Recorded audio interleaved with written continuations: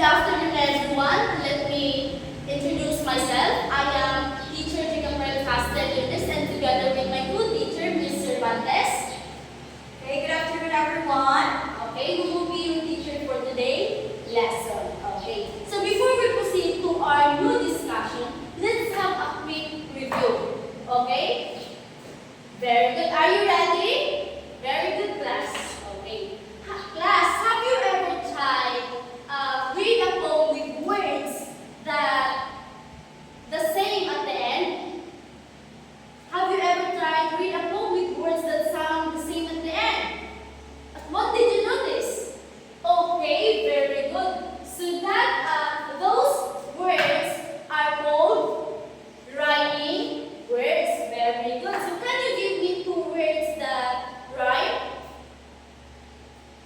Hat and cat. Very good. So that's because the cat and the hat is the end of that word is the same sound. Yes, very good. So now class, have you tried finding which line in a poem right? Okay, how did you do it? Okay, very good. So I think you are already have idea about the poem. Yes, very good. So this time, we will explore more of this topic through fun activities. Are you ready? Okay, very good. So let's warm up. And this activity is called What's the Pattern? And I will say a short line aloud. Okay? And listen carefully, Amo. Okay.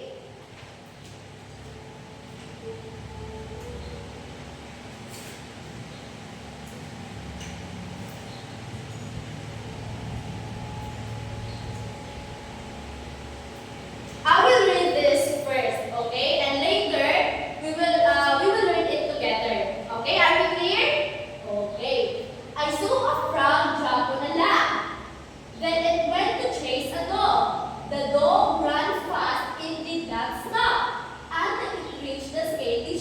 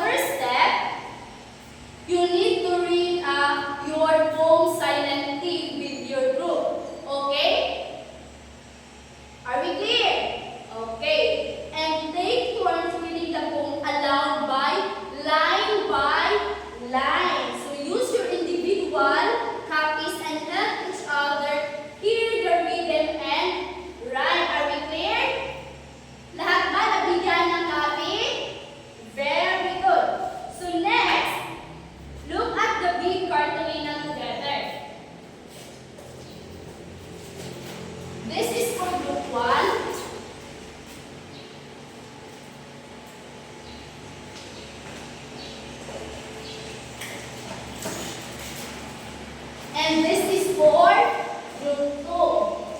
Again, this is for group 1. The road not taken by Rupert Frost. And the group 2 is The Little Things by Julia Abigail Fincher Carney. Okay? Now, this assigned rhymes and letters. So start with A for the first line and continue based on how the end word sounds. Okay? Are we clear? Are we clear, group 1? Yes, very good. How about group 2? Very good. Right, raise your hand. Very good. And now, I will only give you 5 minutes to finish your activity. And after 5 minutes, you will present here in front. Okay.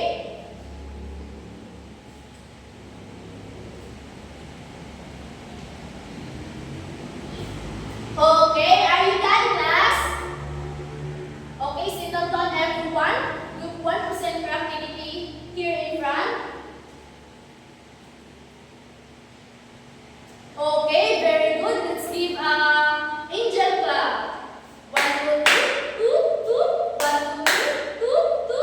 1, 2, 3. Okay, how about group 2? Okay, give them a barangay clap.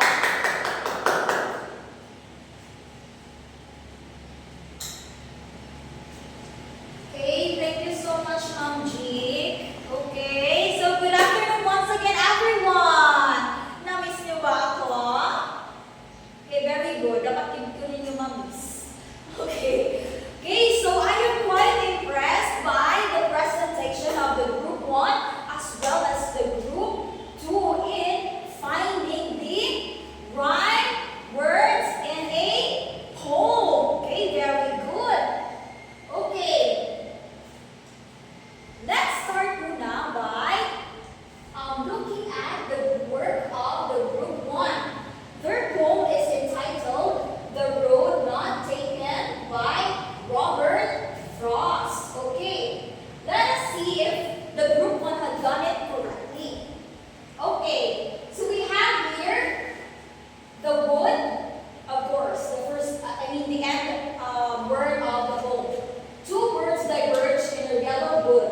And sorry, I could not travel both. And be one traveler, long I stood, and looked down one as far as I could, to where it bent in the undergrowth. Then took the other as just as fair, and having perhaps the better claim, because it was grassy and woodland where, though as for that the passing there. So, for the group 1, they have the rhyming words and they have put the pattern in A, B, A, A, B. Kasi there are 5 lines in the first stanza. And in the second stanza, they have the rhyme scheme or rhyming pattern A, B, A, A. Okay. Very good, group 1. And for the group 2, their poem is entitled Little Things by Julia Abigail Fincher Carney. O, kapangalan pa ni Ate Abigail. Okay, let's see the work of the group 2. Little drops of water, little grains of sand, made the mighty ocean and the pleasant land. So the little moments, humble though they be, make the mighty ages of eternity. O, diba? Ang ganda ng poem ni Miss Carney. Okay, for the group 1, they also have the writing pattern for their first stanza. We have here the A, B, C, D. And on the second stanza as well, they wrote it here, A, B, C, D. Okay, A, B, C, D talaga. Okay, for this moment, let us see, ano ba ang mga ito? What are these things and what are they called? Okay, are you all ready to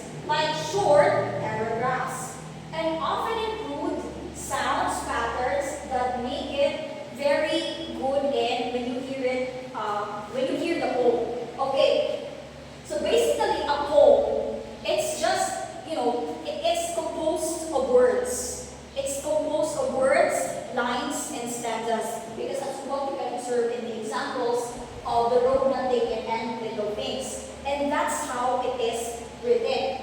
And most of the time, it is written with rhythm.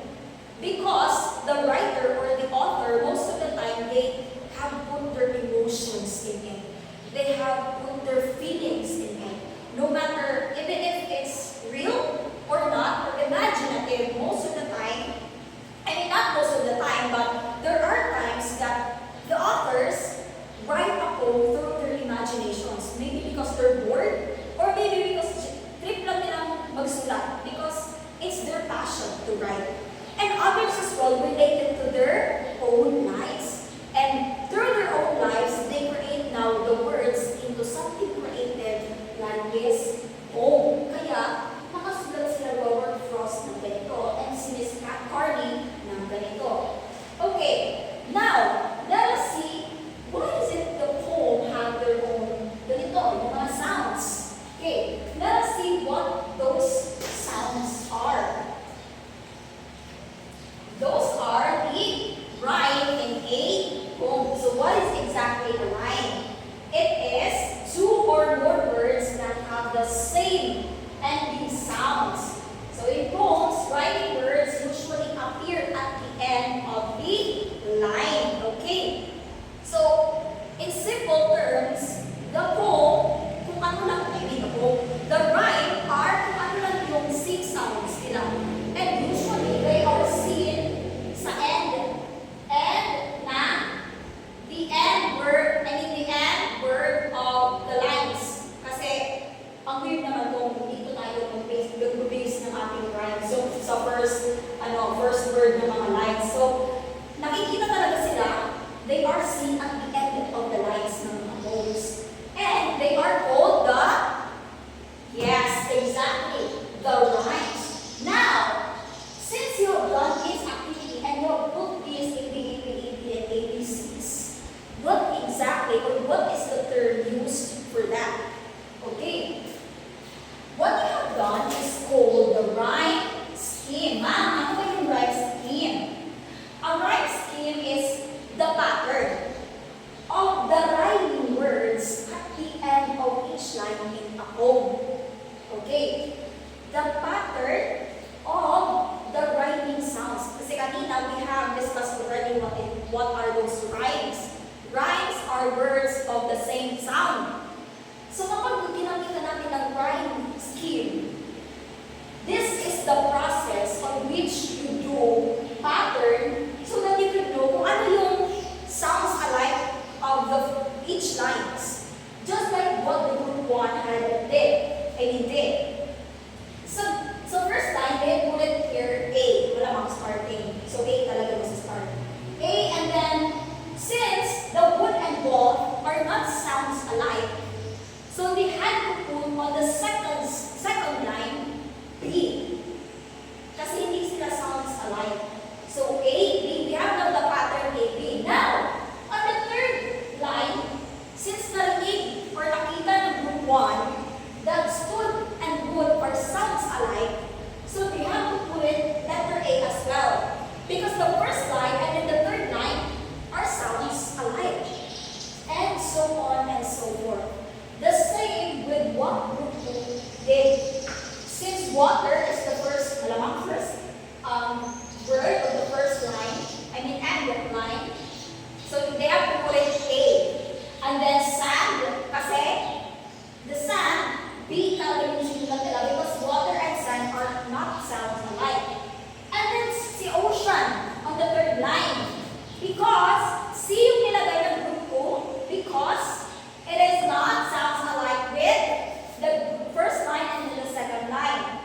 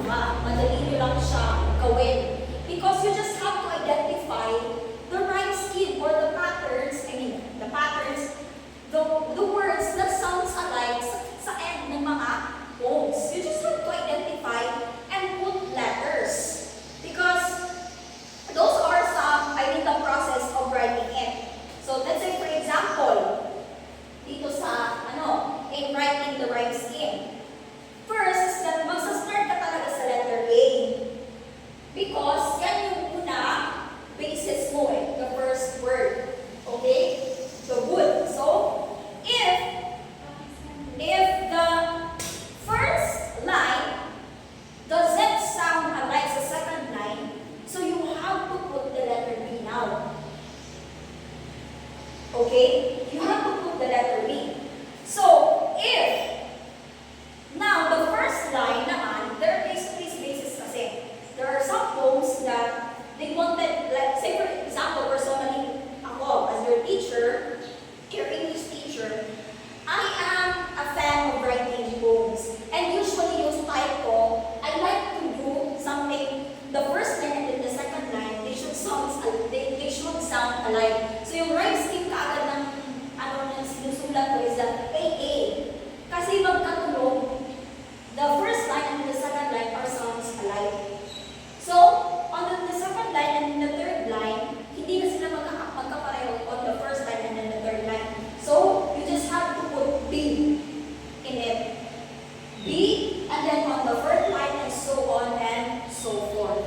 Ganun lang kasimple magsulat or identifying the rhyme scheme ng isang poem. Because, again, you just have to identify the same sound, perhaps on the first line, the second line, or the third line, and so on and so forth ng mga lines ng poem.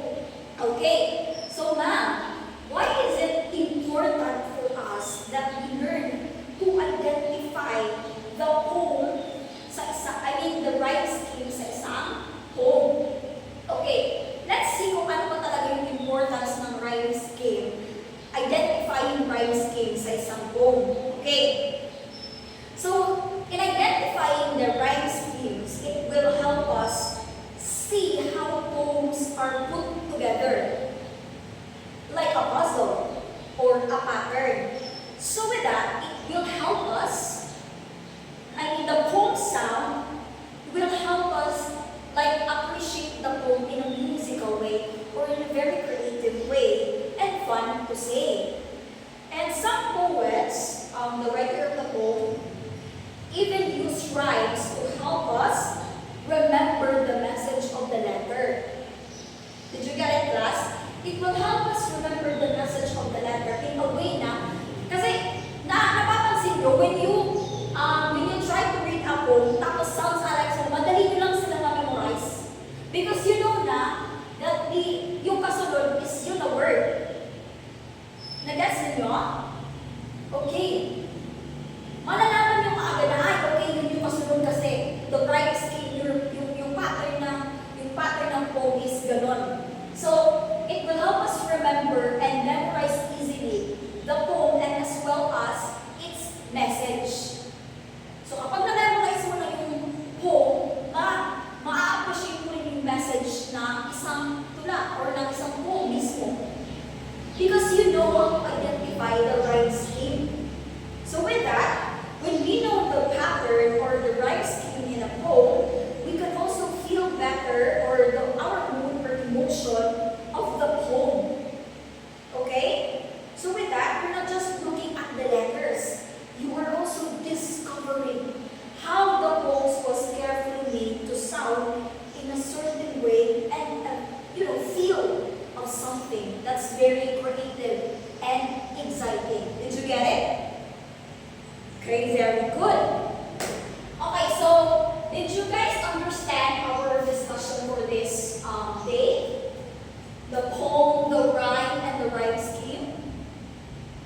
Okay, very good. So for this moment, let us have an activity. And this activity is called the poetry patterns from letters to numbers.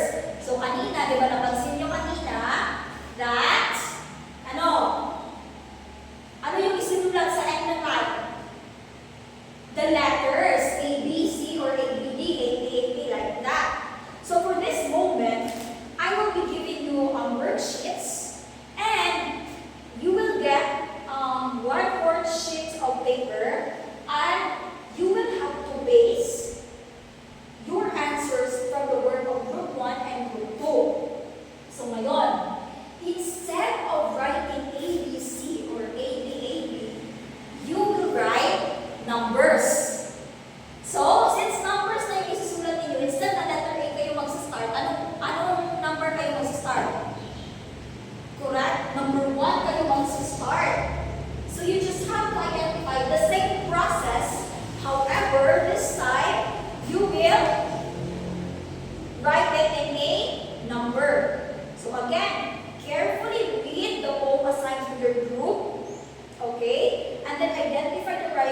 by assigning letter each line and based on the ending sound. So use the guide below to convert each line letter into a number. So instead of letter A, you have to write 1, B, 2, C, 3, and D4. And kung meron pang other sound, you can add 5, 6, 7. Kung meron pang other sounds. Okay, naintindihan ba? Okay, very good. Okay, so I'm going to give you the worksheets.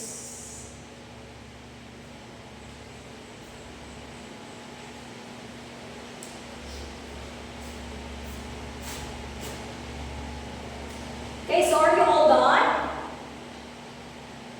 Okay, very good. Now, so in order for me to test whether you understood everything talaga, from the poem to rhyme scheme to identifying the patterns of a poem, we will have now a quiz. So get one whole sheet of paper and I will give you the questionnaires.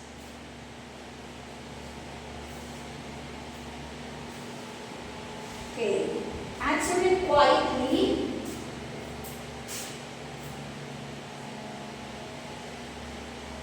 Are you all done? Okay, very good. So pass your papers in front, quietly po.